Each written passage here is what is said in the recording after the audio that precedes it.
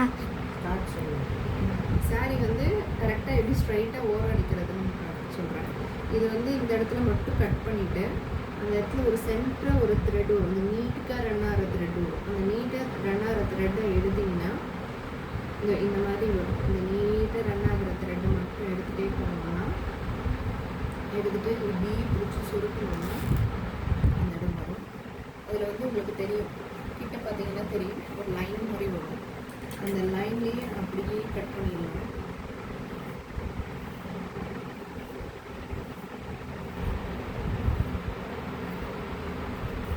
நூல் தெரிகிற வரைக்கும் கட் பண்ணிவிட்டு இதோட எனக்கு தெரியல, இதுக்கப்புறம் தெரியல. அப்புறம் திருப்பி இது இருக்குது குட்டியாக இருக்கும், கட் பண்ணியிருப்போம் நம்ம. அதுக்கப்புறம் இந்த குட்டியாக இருக்கும், அதை பிடிச்சிட்டு இந்த நூலை பிடிச்சிட்டு இந்த சாரீ எப்படி சுருக்குன்னா வரும்.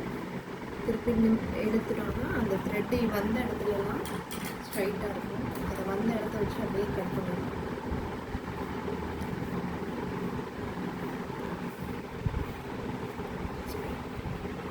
இந்த லைன் இந்த நூல் இந்த இடத்துலேருந்து திரும்ப இது வரைக்கும் கட் ஆகிடுச்சு. ஸோ திரும்பி இதோட எக்ஸ்டெண்ட்லேயே எழுதணும். எடுத்து அந்த லைன் தெரியுது, அந்த லைனில் கட் பண்ணணும். இதே மாதிரி சாரீ ஃபுல்லாக கட் பண்ணிவிட்டு நீங்கள் ஓரம் அடிக்க ஆரம்பிச்சிங்கன்னா உங்களுக்கு சுருக்கம் இல்லாமல் கரெக்டாக வரும் ஓரம் அடிக்கும்போது.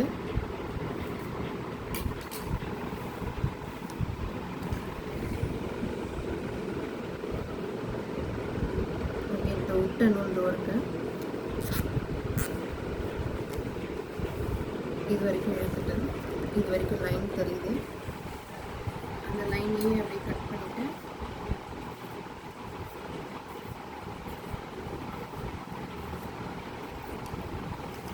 இதே நீங்கள் பூனம் சாரியாக இருந்தால், சிந்தட்டிக் சாரியாக இருந்தால் நீங்கள் இந்த இடத்துல ஃபஸ்ட்டு கட் பண்ணுறோம்ல, கட் பண்ணும்போது இப்படி பிழிஞ்சிட்டு வந்துடும் கரெக்டாக.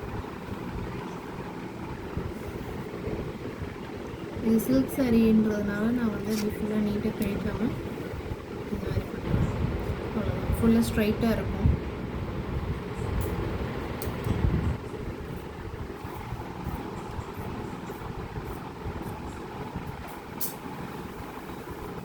இது ஃபுல்லாகவே ஸ்ட்ரைட்டாக வந்துடும். நீங்கள் ஓவர் அடிக்கும்போது கரெக்டாக இருக்கும், ஃபினிஷிங்காக வந்துடும். ஓவர் அடிக்கும்போது மடிக்கும்போது நீங்கள் இப்படி மடித்து தைக்கும்போது எதுவுமே உங்களுக்கு தெரியாது, கரெக்டாக இருக்கும் ஃபினிஷிங். நீங்கள் மெலிசாக வேணாலும் ரொம்ப மெலிசாக ஓவர் அடிக்கனாலும் அடிச்சுக்கலாம்.